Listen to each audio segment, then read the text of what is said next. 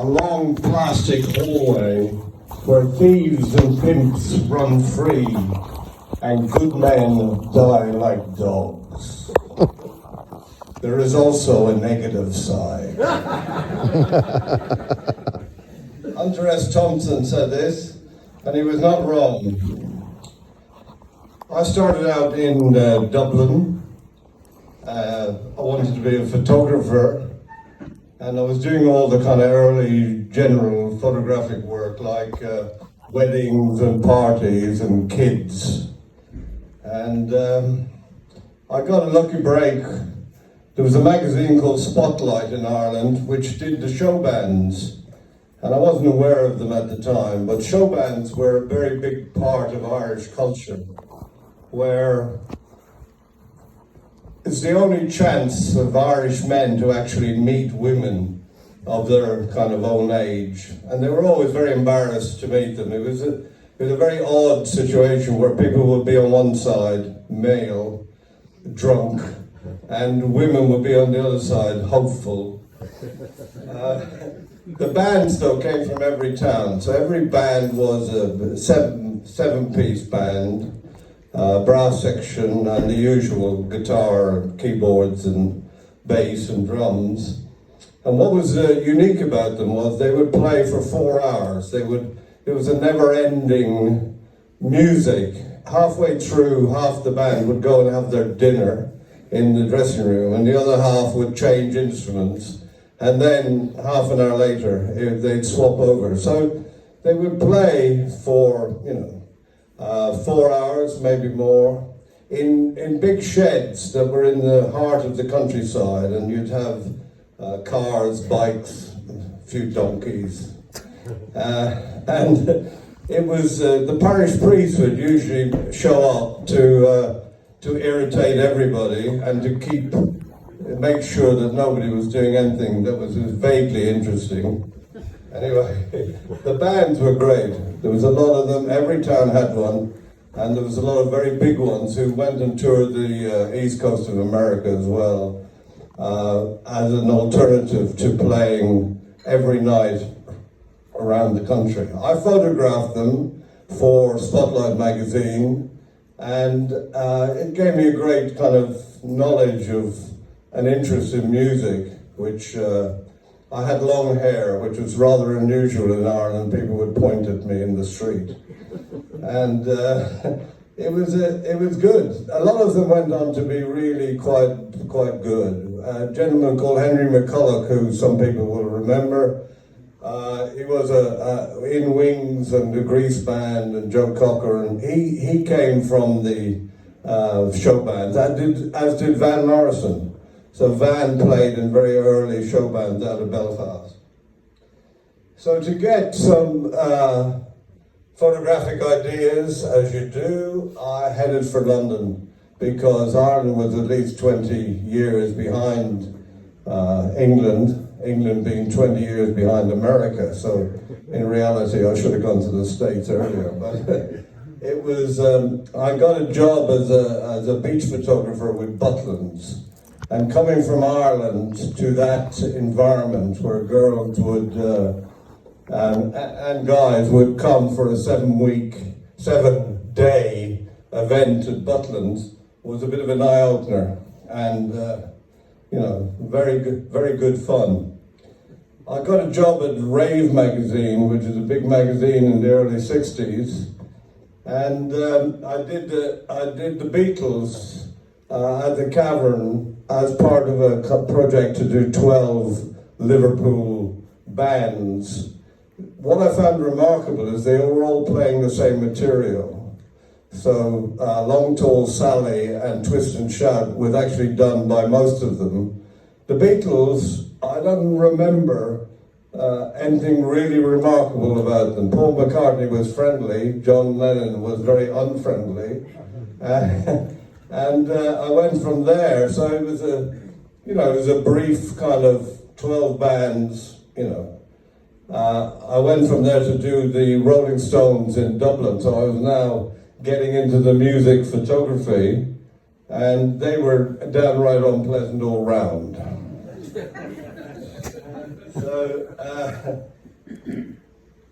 So, I returned to Ireland to open a club there because they had no beat clubs. Most of the music took place in tennis clubs, and that was how Boy Meets Girl in the suburbs of Dublin.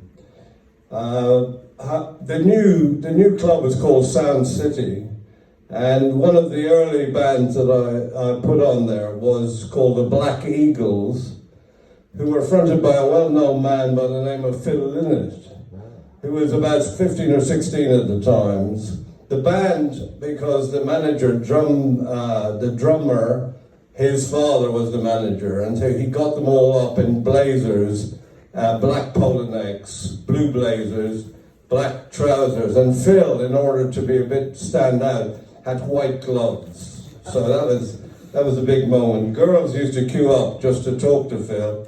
He was always really good at that. Philip, unfortunately, has passed away, but I'm still connected to him these days because he is buried 3 graves away from my mother. And my sister keeps complaining that his fans keep walking on my mother's grave, which is typical of him. Anyway, the boys are back in town.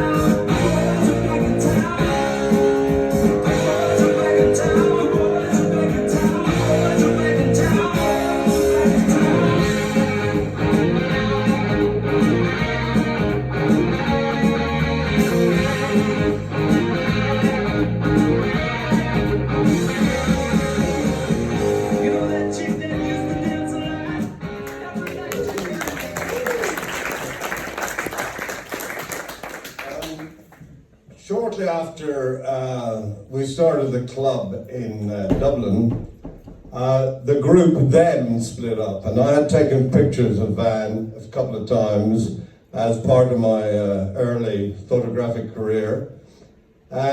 He had just discovered that his manager, a gentleman called Philip Solomons, who he'd signed, like a lot of bands in those days signed 2-page contracts, which allowed the manager to collect all their money from any source and really do what they liked with it. I mean, it was a period in English music before the band ever got lawyers.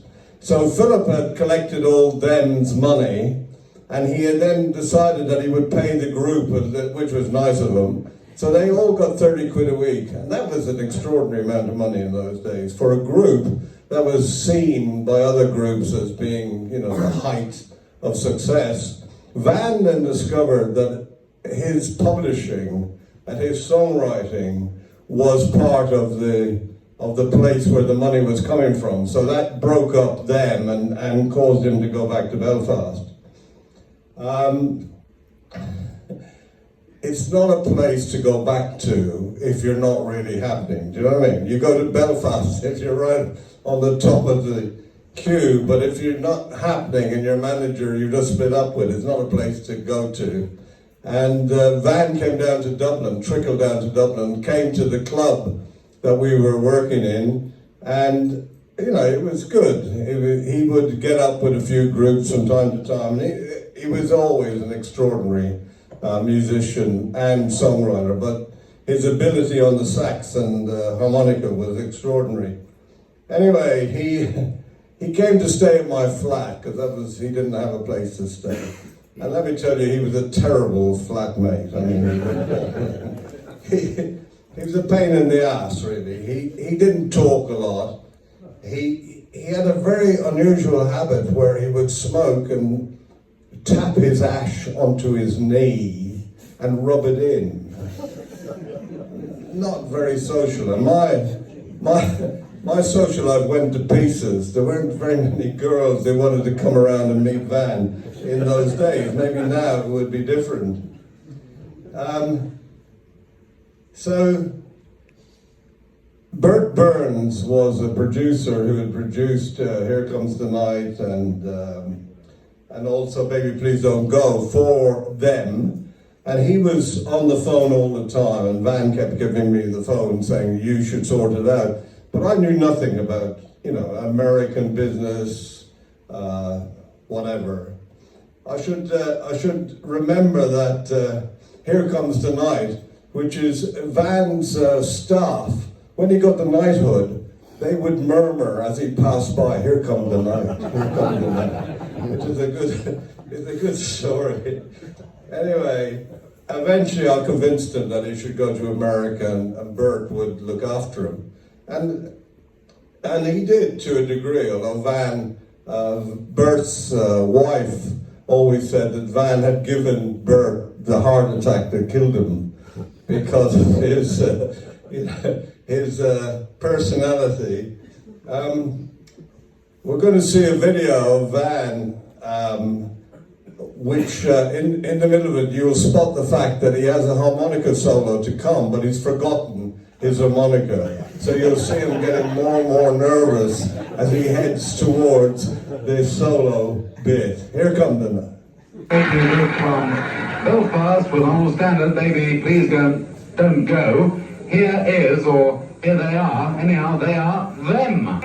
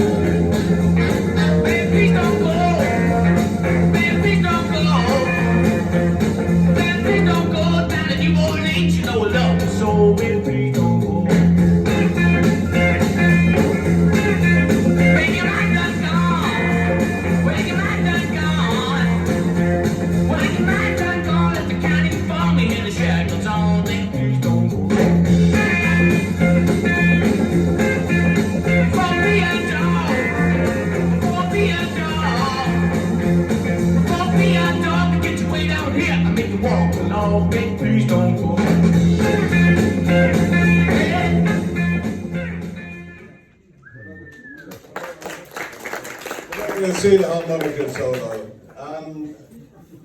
Anyway, Van, love him,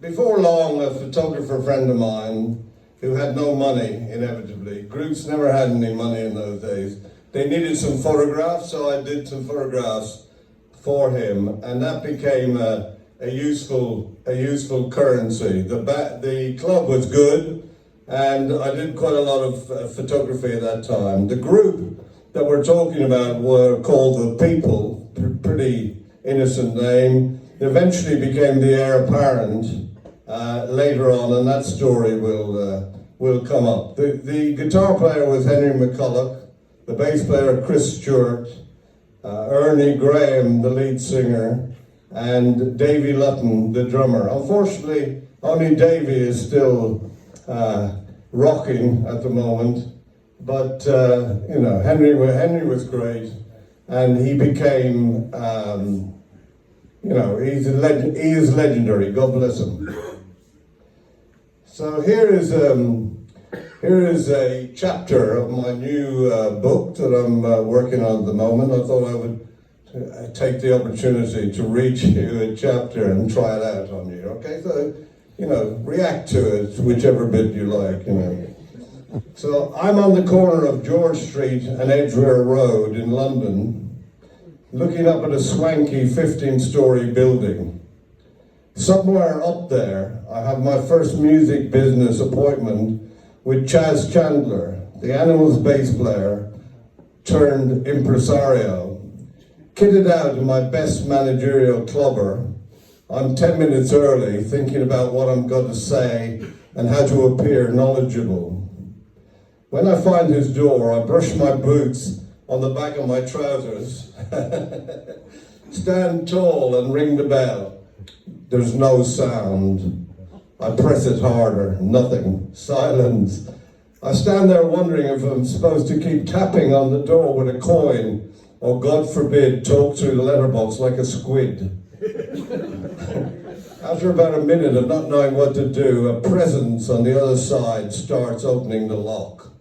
Out peers this black dude, covered in hair curlers, this giant fucking head like an American housewife in a supermarket. Sorry, Chaz Chandler, I wince, convinced I'm in the wrong place. Yeah, come in, said the character. As I step into the hallway, I notice he isn't wearing any trousers, just a short, kimono-like dressing gown, which barely covers his arse. He points me to the kitchen, where the burly Chaz Chandler stands up to greet me in his thick Newcastle accent. Seated across from him is this very tasty Swedish bird who introduces herself as Lottie. So you've met Jimmy? Asked Chaz. The blood drains right out of my face. That's not Jimi Hendrix, is it? I can't believe I've just marched straight past the hottest guitar biter in London, having presumed he was the pervert from next door. I've stumbled at the first hurdle. But Chaz didn't seem to mind. Holding court in his suave pad, he comes across as a jovial kind of Geordie. The one thing about Northerners, they always treat us Irish as normal humans, partly because they're in no position to laugh at our accent. We're also quite similar in our ways. Sure enough, as small talk turns to business, I notice a sharp glint in his eye. Underneath all that time-side sociability, you sense he's always one drink away from smashing bottles off the bar. Of course, I'm engaging him with various smiles and nods, and where possible, slipping in some of my set pieces. He probably sees I haven't a fucking clue, but I'm years away from understanding that showbiz characters like Chaz always feel most comfortable in the company of a hip nodder. So you nod now and then, it works very well. What I'm not admitting to anyone, including myself, is that a series of ridiculous accidents have brought me to this situation.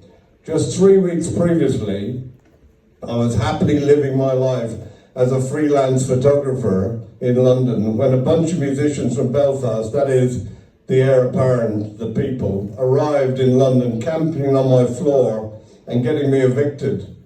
So we're all now living out of their van, crashing on people's floors and in dire need of funds. They're called the people, but because I know my way around London, I'm to become their manager. At face value, our situation is pretty desperate, but a few nights ago, Chaz Chandler's partner, Mike Jeffrey, unexpectedly stepped into our dressing room after a gig in the Blarney Club. He introduced himself as the manager for the Animals, Hendrix and Soft Machine, and on the spot offered us gigs in Mallorca. What I'm slowly learning is that Jeffrey is more the agent and money man, Chaz the dude with the ears, contacts and street cred. So Jeffrey set up this meeting, which means I'm here to make an impression. Jimi Hendrix enters the room now, looking great. He thankfully has taken out his curlers and is now wearing a pair of trousers. Chaz reintroduces us and a joint is ceremoniously sparked up. As we get pleasantly stoned, I notice how Jimmy has this shy move of stroking his bum-flushed moustache with his thumb and index finger, like a nervous tick. Chaz continues holding court as a second joint glues us firmly to our chairs. Then out of nowhere, someone produces a board game called Risk. You've never seen a room suddenly veer off into the spirit of 1914. I haven't either. But within minutes, dice, tanks, and joints are rolling in every direction. Jesus, this is a serious war game, I'm thinking. It's my first time, but clearly not theirs. The three of them are crazed rich fanatics.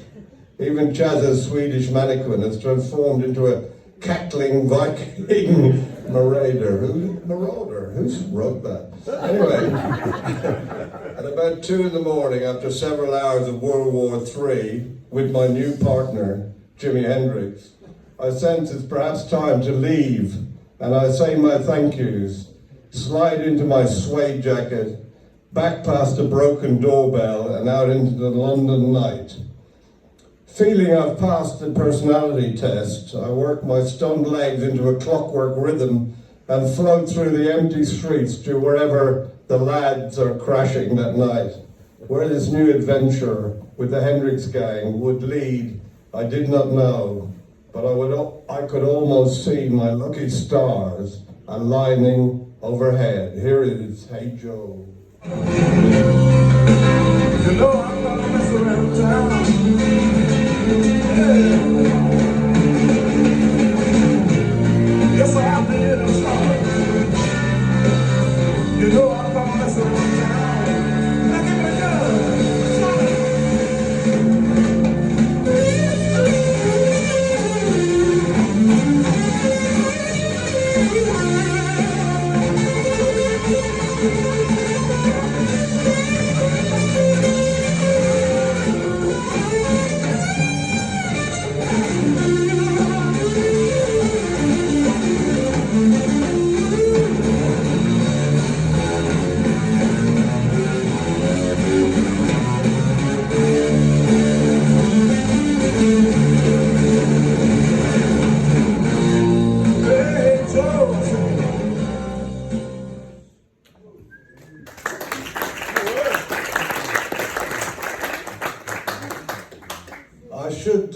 I should talk briefly about the heir apparent and the fact that the reason why Mike Jeffries was so keen for them to put, he had 3 clubs in Mallorca, and Spain and England were fighting yet again over Gibraltar, so the Spanish had stopped any English people from having work permits.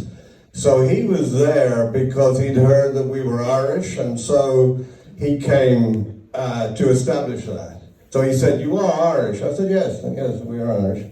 He said, "So I want to book you to go to Mallorca. You are Irish?" Yes, I said, "We are Irish." What I didn't tell him, of course, is that I'm from the south, but the band had English passports, and they all came from Belfast. So that was a bit of a drawback. I didn't mention that. Luckily, I had one of the few girlfriends that I knew became a civil servant, was working at the Irish kind of passport office. And with a lot of effort and persuasion, I convinced her that she should get these guys Irish, Southern Irish, Republic of Ireland passports. Now they didn't want them. They said, "No, we can't have them. We're not going to have them." I said, "What? Sorry, we're off to Mallorca. What's happening?" They said, no, we'll get killed if anybody knows that we've got Irish passports. Suddenly. I said, "Well, don't tell anybody. We're going to be in Spain. There's nobody you need to tell." So off we went in the Comer van to Spain. And because the band played every night in 3 different clubs, it's very like the Beatles in Hamburg, shall we say. They were playing a great deal and they got very polished. They were a good band, and there was, although they didn't write a lot, they were very good. And Chaz eventually thought that he came out on holiday and he saw a very hot group at work, and that was enough for him to think about signing them. So I became a kind of a third partner with Chaz Chandler and Mike Jeffries, and I was the third one, which meant I carried the equipment, the third manager. So it was incredible, that coincidence, and that got us into a whole series of events which can only happen by coincidence, but you know, it was probably meant to happen. Anyway,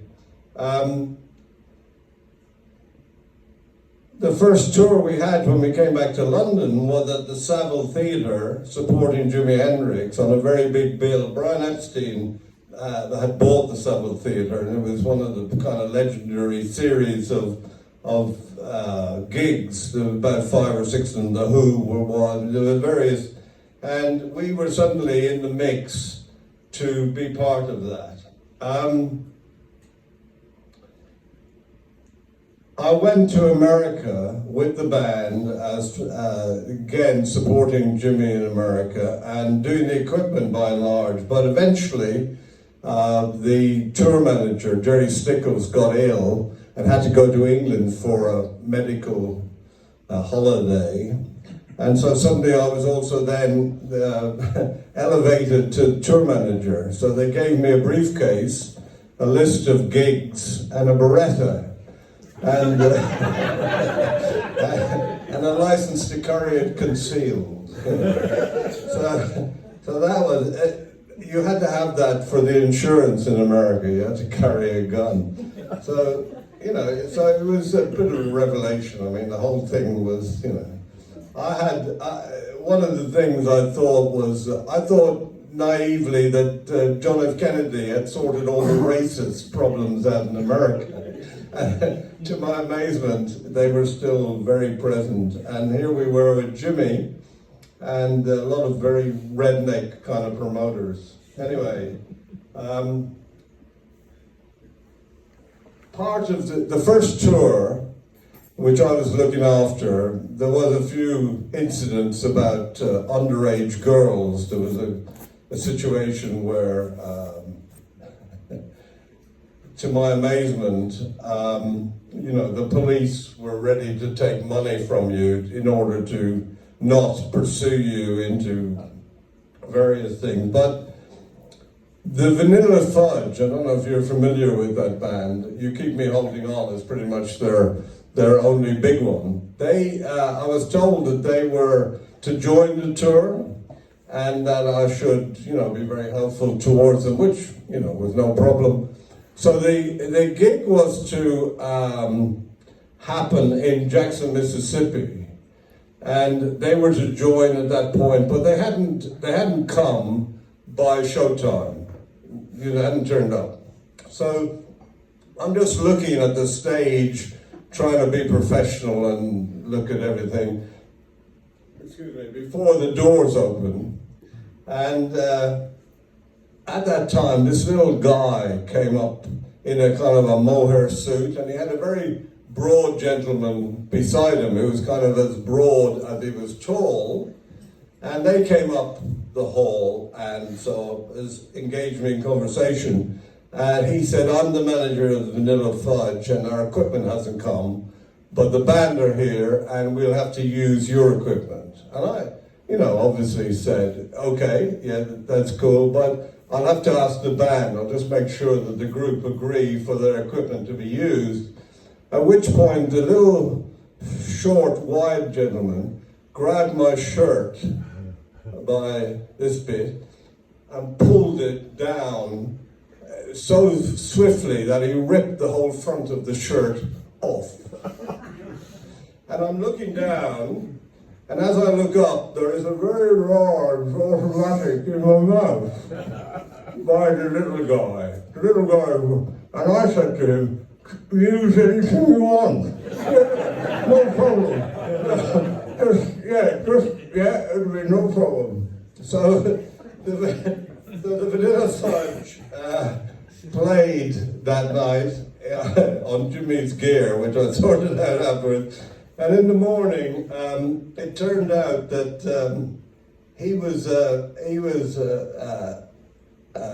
member of the Lucchese, New Jersey family, mafia family, and he was the son, Vincent his name was, and he was the son of that. The following morning, I was sitting down having breakfast early on in the hotel because we were not moving till lunchtime, and he came with his little big guy.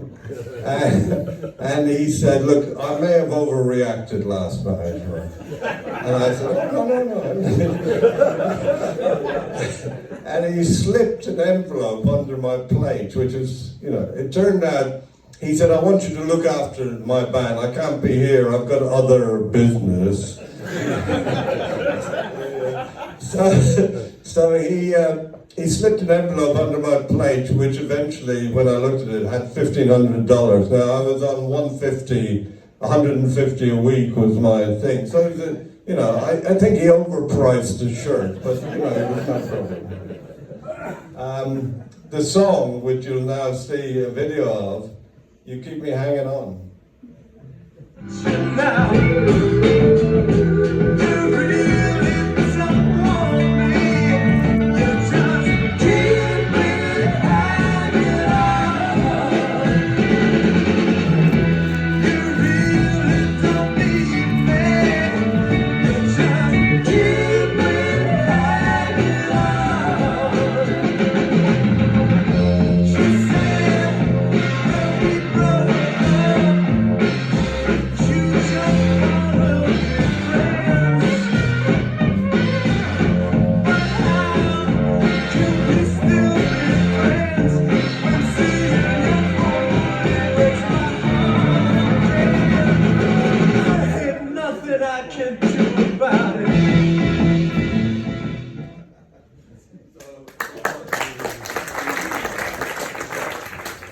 Anyway, they didn't get up to anything really exciting during the 2 weeks they were on the tour. They had this thing about shaving cream, but that was about all. It was the only mysterious use.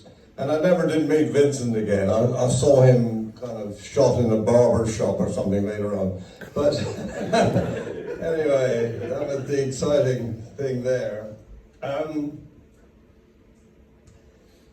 What can I say? What's the next stage? I'm rooting. So, touring with Jimmy, of course, is quite exciting, but a lot of it prepared me for the life in Stiff, I think. Where being nearly killed and talking yourself out of tricky situations became my modus operandi, which everyone I'm sure will understand. The rock and roll world is very blinkered. The work is 24/7, and you do it every single day of the year.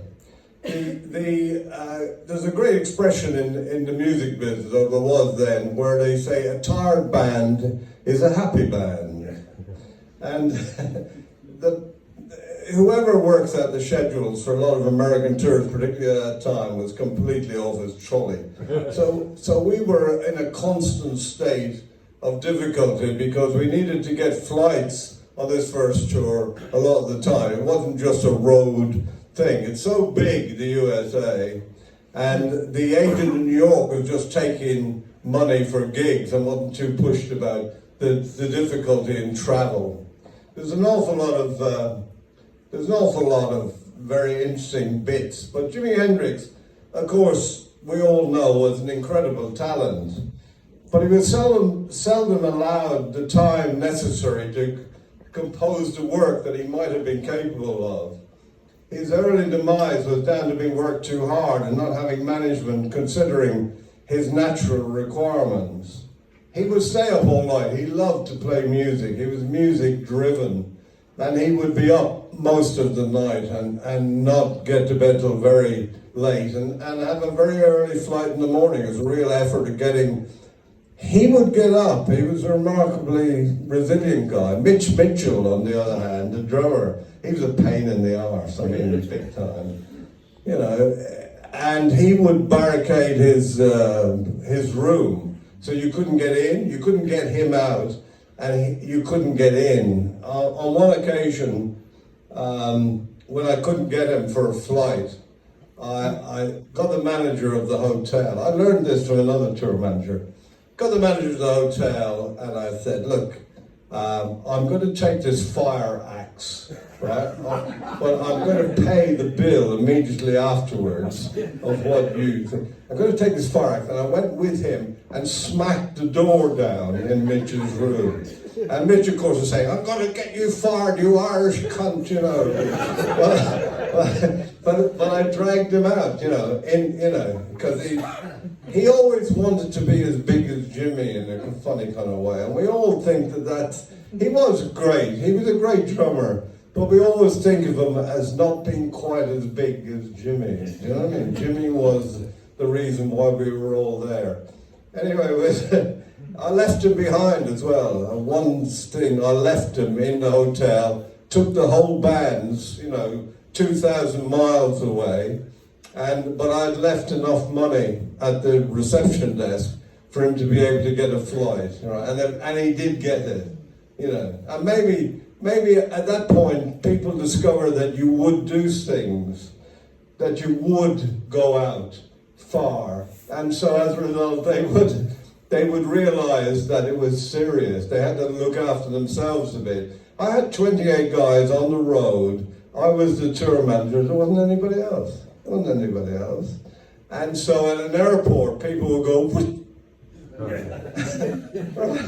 and so you had to get your point across. The gate will close at this thing. You have to get there. I can't find you. I can't phone you. No mobile phones. You have to get there or I will leave you behind. That got through, and I learned that from another tour manager who was good. Anyway, Jimmy decided that he would produce the Heir Apparent. He liked the band, he liked Henry McCulloch, he liked them all, and he said, look, I'll produce their album. And he hadn't produced anything else, so it was kind of a rare thing. So he said, no matter what happens, Dave, I authorize you to get me up for 10 o'clock for the studio. The studio was booked from 10 to 6. He said, I want to be there, I want to do it, you get me up, okay? So the very first morning that this occurred, I go into Jimmy's room. Jimmy is in a room in a hotel, in a house in Mulholland, and it's totally mirrored. The room is a mirror, everything in it is mirrored. And I'm looking into this room. Jimmy is lying on a bed with black sheets, black satin sheets, and on each side of him is a blonde Scandinavian twin. So, I can't believe, I'm a photographer, I can't believe that I didn't succumb to the idea of taking that photograph, because it was all in the ceiling. These two girls had blonde hair and Jimmy, and I'm going, Jimmy, trying to be quiet. Eventually I thought, fuck it. Jimmy, get the fuck up! So Jimmy would rise from this bed of debauchery and go and produce the Heir Apparent. That's the only album he ever produced. And so we have a track here from the Heir Apparent of those days. Yes, I Need Someone.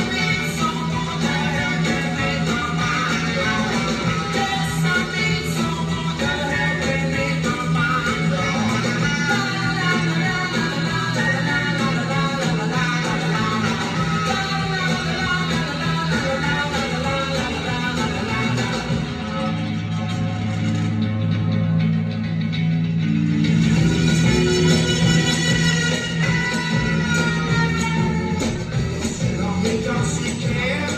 Seriously,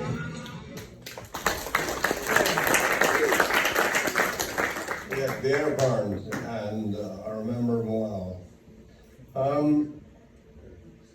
One thing I quickly gathered by being with rock and roll groups on the road was their pretty universal lack of understanding of any of the contracts and agreements that they'd all signed for management, record and publishing companies, and friends and family in a lot of cases. It seemed to me completely wrong to know nothing about the business that you were involved in and have signed agreements and to rely on others to tell you what it was about.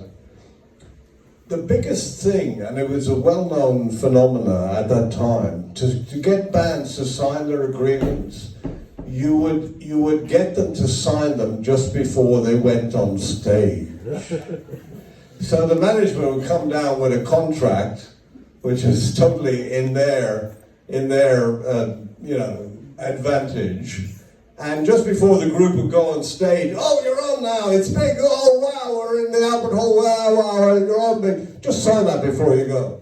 And an awful lot of groups signed agreements at that time. And so they never knew what it was they had, they never knew what it was. And management and record companies and various other people were very, very, exploitive in using that as a possibility for them to do it, Stiff, we were going to supply them with the ability to not only put the music out, but also their careers would be something that they would be part of.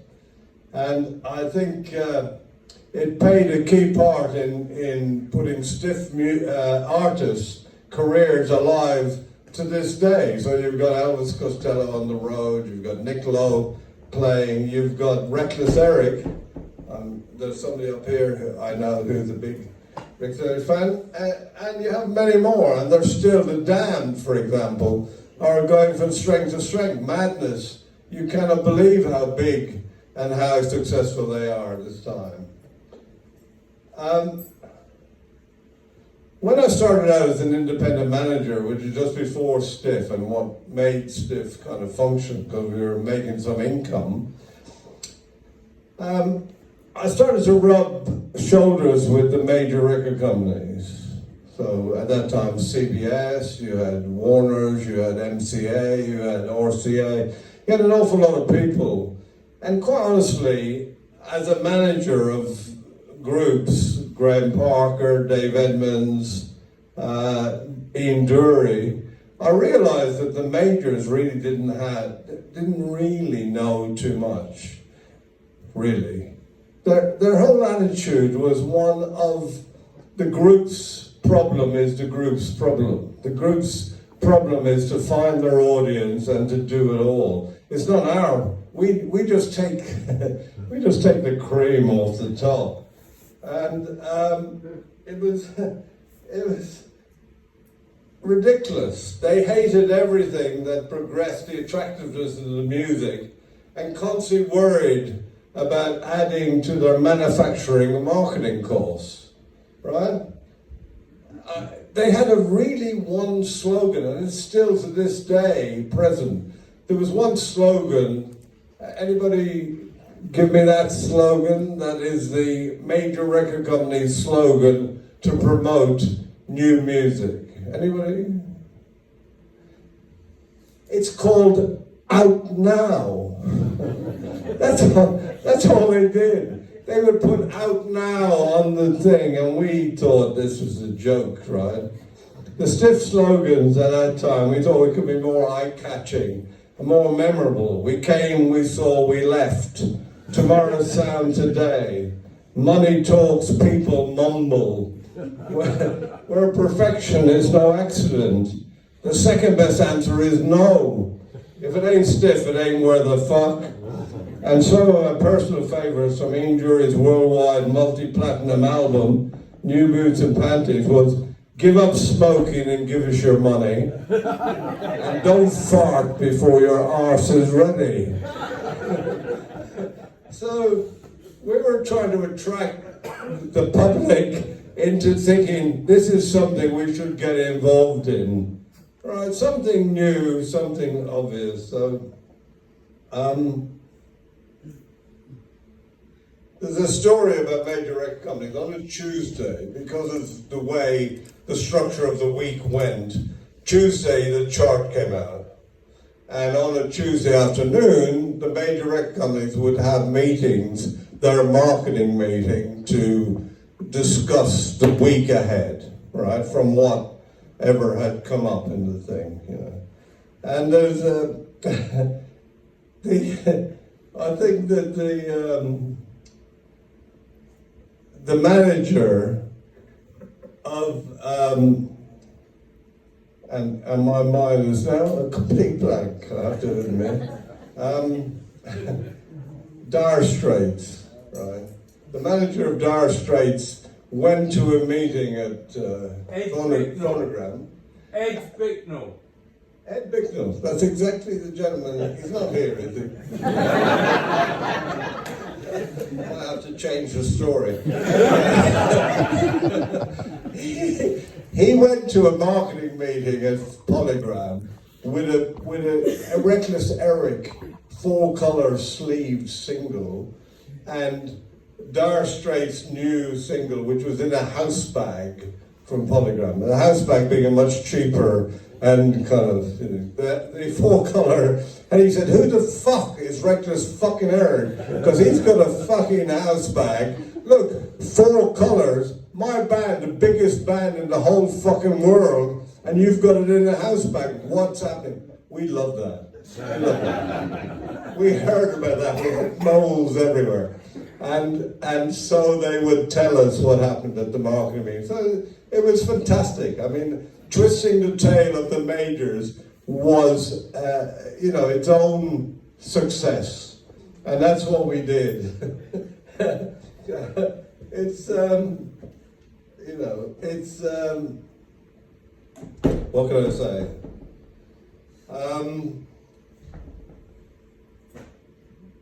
I'm going to delve now into Clive Davis' story. We signed an agreement with Arista in America. The licensees are a very important part of Stiff. We had about 34 different licensees, and they gave us extra income, but extra kind of vibe. And so, we had records released all over the world, and occasionally one of them would raise up and give us the impetus to do something extra. It was a great family kind of arrangement. Clive Davis then decided to sign us in America, Arista, which is his big company. Whitney Houston, you know. Clive was very good. Clive was a more AM guy, which means he was more top 40 orientated than a lot of other people. But he had a feel. He definitely had a feel. As you know, Clive had an eye problem. It was a bit of a big part of his thing. The eye problem involved him going, I did this and I did that and I did the other thing. That was his big, that was his big failing. However, we had Hit Me With Your Rhythm Sticks and Lucky Number by Lena Lovitch in the American charts. And we were really going to happen. It was going to really happen. It was going to be big, going to open the door to all our other stuff. I think Ian Dury was 75. Now in America, a bullet is a movement of the chart of 10 places. So you had a chart position where you moved 10 places, that gave you a bullet on the chart, and that was a very important part for the retailers who were ordering, etc. So Lena and Ian Dury had bullets in the top 75, Lucky Number, and Hit Me With Your Rhythm Stick. And Ian was on tour in America with Lou Reed, who hated him. I mean, Ian could be difficult, I have to admit. But they toured America, and they came to New York at the time that these two singles were really happening, particularly Hit Me With Your Rhythm Stick. And Clive came down to the Bottom Line, a club in New York, where Ian was playing for 3 or 4 nights. And he just came down at the end of the night. There was a thing in Billboard, big business magazine, which was Caught in the Act, and it was an executive from the record company greeting the band at the Bottom Line in New York. It was a regular feature, and you wanted to get that. And in this case, Clive was down to, he came late, he didn't see the gig, came down with his boyfriend, and at the end of the gig, he had a photographer with him. He said, I'll just go in, Dave, and because he'd just come down half an hour, 15 minutes earlier, I'll just go in and get my picture for Caught in the Eye. I said, no, you shouldn't do that, Clive. You know, the band, even during the Blockheads, they can occasionally have a bit of a row about the gig and things. It's a very small dressing room, and we don't go in for 20 minutes because and also Ian has to get out. Ian is crippled by polio, has to get out of his very sweaty clothes and get himself kind of sorted out. So Clive said to me, no, Dave, you don't understand. I do this all the time. And, it'll be no problem. So I said, no, Clive, we do this all the time and you shouldn't go in there, right? Anyway, I spread myself above the door, but he would have his way. I thought, fuck it, go on. In he went. Now, Cosmo Vinyl, which is a guy who was Ian's mouthpiece at the time, went on to be a big name in The Clash and various other things. He was fascinated by Clive. He was fascinated. Clive Davis was a fascination to, particularly the clothing that Clive wore. So he wanted to know what the label of Clive's blazer was. Now Clive hates to be touched, right? So you can see the scenario. Here we are in a very cramped dressing room in New York. Big tour that has been fantastic. Single is roaring up the bloody charts. And Cosmo decides to dive inside Clive's fucking blazer, right? To find out the label. Clive, if you've seen the picture, which I have looked at, is very nervous and doesn't know where he is at the time. The following morning, his partner, a guy called Elliot Grossman, calls me in, into Arista. Now I assumed that it was a bit, of a congratulatory kind of thing, because the Bottom Line had gone very well. And so Ian was ready, his single was happening. So I go and meet Elliot, and Elliot says, we're pulling all the promotion on Stiff. I thought it was a joke. Oh, good one, Elliot, yeah. He said, no, we're pulling everything and we're stopping promoting the records. I said, you can't do that. It's in our contract. You have to promote blah, blah, blah. I mean, seriously. He said, Clive was assaulted by your staff last night in the Bottom Line. I said, they're not my staff for a start. It's Ian Jury, it's a group. I'm just a record company. I'm not the manager of the group. So, anyway, he said, well, this is how the American system works, Dave, and you have to learn how it is. We are going to fuck you now, but if you survive, you get to fuck us later.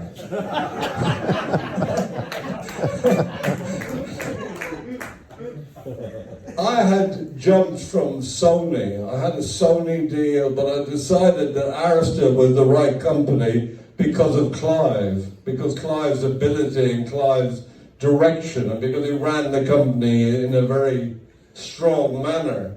So I had to go to CBS, a guy called Bruce Lumble, and find and raise $900,000 to get me out of the Arista deal. Unfortunately, the 2 records failed because there was no promotion behind them, and they died.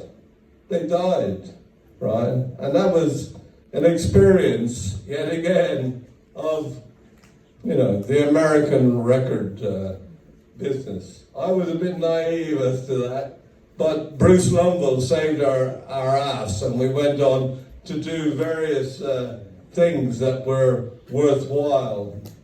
However, fuck you, Elliot. Hit me. Hit me.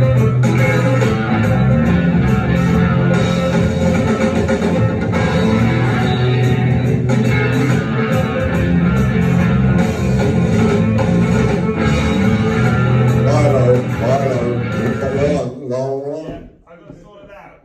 Dave, keep talking for a second. Dave, Come on, Dave. Dave. Come on. just talk for a second. Talk for a second. Dave, Dave, you gotta get on the microphone. Now while we sort it have a drink.